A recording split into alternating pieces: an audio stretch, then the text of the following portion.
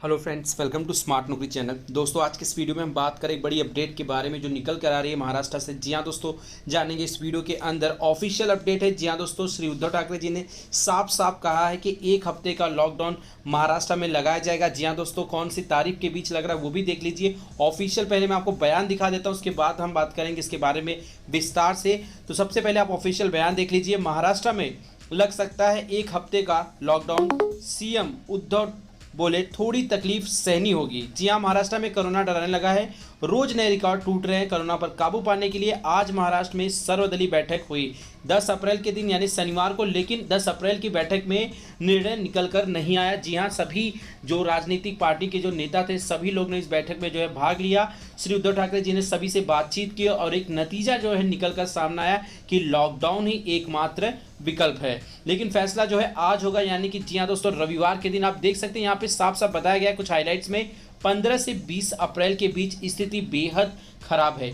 यानी कि जी हाँ दोस्तों, जहां आपका जो है आज 11 तारीख के बाद ये लॉकडाउन वीकेंड लॉकडाउन खत्म हो रहा था, तो यानी 12 से जो है आप एक बार फिर से लॉकडाउन से बाहर निकलते। लेकिन नहीं, अब लॉकडाउन जो है सोमवार से ही लागू हो जाएगा और 1 हफ्ते तक ये लॉकडाउन चलेगा। सरकार की तरफ से जो बैठक हुई थी, जी हाँ, उस बैठक में ये निर्णय लिया गया कि अगर लॉकडाउन 1 हफ्ते से जो है बढ़ा दिया जाए, उसके बाद कोरोना की जो स्थिति उसमें काफ़ी अच्छी सुधार हो सकती है और जो है काफ़ी लोगों की जान बच सकती है। महाराष्ट्र में कोरोना की रफ्तार पर काबू पाने के लिए इस बैठक में सीएम उद्धव ठाकरे ने कहा कि सभी को मिलाकर फैसला लेना होगा। सीएम ने कहा यदि लॉकडाउन लगा तो महीने भर में कोरोना जो है समाप्त हो जाएगा। 15 से 20 अप्रैल के बीच स्थिति बेहद खराब है, इसलिए सोमवार से ही लॉकडाउन को जो है आगे बढ़ाया जाएगा। यानी कि सोमवार से लेकर 18 अप्रैल तक, यानी कि 12 से 18 अप्रैल के बीच में सख्त लॉकडाउन होगा। इस दरमियान दुकानें कुछ खुलेंगी। जी हाँ दोस्तों, उसके बारे में भी हम बात करेंगे। पहले हम देख लेते हैं कुछ और ऑफिशियल बयान जो निकलकर सामने आ रही है। जी हाँ दोस्तों, तो सबसे पहले देखिए, बीजेपी जो नेता है देवेंद्र फडणवीस ने कहा कि पाबंदियां होनी चाहिए, लेकिन जनता के गुस्से पर भी ध्यान दे,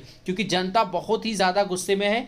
हेल्थ इंफ्रास्ट्रक्चर खड़ा किया जाए, बेड्स मुहैया कराया जाए। उन्होंने कहा पिछले साल बर्बाद हो गया, इसके बाद भी लोगों से बिजली का बिल भरने के लिए कहा गया। यानी कहीं ना कहीं जो है सरकार की तरफ से जो बात हो रही थी, लेकिन देवेंद्र फडणवीस ने जो बात कही वो बहुत ही वाकई जो है लाजमी है कि सरकार जो है भले ही लॉकडाउन लगाती, लेकिन उसके बावजूद आम जनता से बिजली का बिल, पानी का बिल, सब प्रकार के बिल लिए जाते, जबकि जनता जो है पूरी तरह से ठप हो चुकी रहती है, क्योंकि उनका काम धंधा बंद हो जाता है लॉकडाउन में। और इसके बावजूद सरकार जो उनसे जबरन जो है बिल वसूलती, तो इसमें कहीं ना कहीं से राहत दी जानी चाहिए। बीजेपी नेता देवेंद्र फडणवीस और उप मुख्यमंत्री, जी हाँ, तो उन्होंने जो है पूर्व मुख्यमंत्री महाराष्ट्र के, उन्होंने जो है साफ साफ अपनी राय सरकार को दे दी है। अब उद्धव ठाकरे जी फैसला करेंगे आज। जी हाँ, शाम तक जो इसके ऊपर रिपोर्ट आ जाएगी कि फाइनली क्या गाइडलाइंस होंगी। बात करते हैं दुकानदारों को लेकर। दुकानदारों को लेकर बड़ी गाइडलाइंस ये निकल के आए कि जो इसेंशियल सर्विस से जुड़े दुकानदार है वो, और जो इसेंशियल सर्विस से जुड़े दुकानदार नहीं है, दोनों ही दुकानदारों को खोलने का मौका मिलेगा। जी हाँ, लेकिन समय सारणी के भीतर, यानी उसी टाइम जोन के भीतर आम जनता को लोकल्स के लिए जो है यानी कि सफर करने के लिए जो है अनुमति मिलेगी,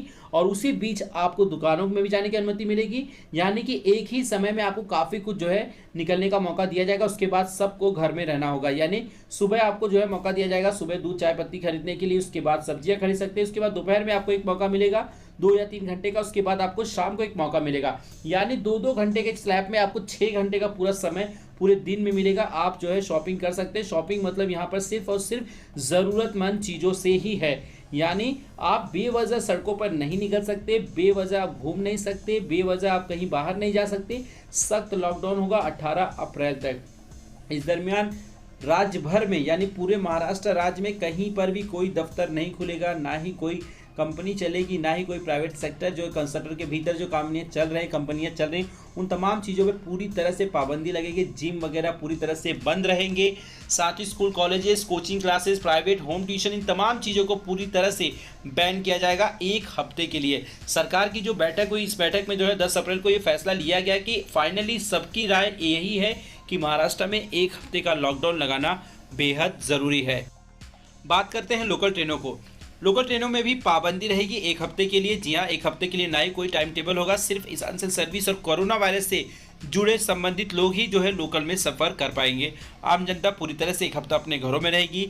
कुछ 2020 की यादें आपकी ताज़ा हो जाएगी, क्योंकि 2020 की तरह सख्त लॉकडाउन लगेगा चारों तरफ। जी हाँ दोस्तों, तो उम्मीद कर सकते हैं इस लॉकडाउन में सरकार कम से कम इतनी राहत तो दे कि कम से कम बिजली का बिल और पानी के बिल और बहुत सारी चीज़ें ऐसी हैं जो सरकार जो है माफ़ कर दे आम जनता की, क्योंकि आम जनता बहुत ज़्यादा परेशान है और आम जनता के ऊपर काफ़ी बोझ है, कर्ज है, ईएमआई है। इन तमाम चीज़ों में थोड़ी बहुत राहत सरकार को देनी चाहिए, क्योंकि आम जनता की यही पुकार है कि सरकार तो लॉकडाउन अपने मन से लगा देती है, लेकिन क्या सरकार की जिम्मेदारी नहीं कि वो बैंकों से ईएमआई वसूलने के लिए मना कर सके, कुछ दिनों की उनको मोहलत दी जाए ताकि वो अपने काम धंधों पर लौट के फिर जाके जो है ईएमआई पे कर सके। तो इन तमाम चीज़ों को सरकार को सोचना होगा कि सेकेंड लॉकडाउन जो सेकेंड लहर आई इसमें सरकार की लापरवाही है, क्योंकि सरकार को 1 साल मिला था, उसके बावजूद जो है इंफ्रास्ट्रक्चर नहीं खड़ा हो पाया, ना ही बेड्स के जो है मुहैया करा पाए, ना ही ऑक्सीजन के बाटले मिल रहे हैं। यानी तमाम चीज़ों को देखा जाए तो कहीं ना कहीं जो है पूरी तरह से सिर्फ राज्य सरकार ही नहीं, केंद्र सरकार का भी इसमें जो विफलता का साफ साफ दिखाई दे रहा है कि सरकार को जब 2020 से ही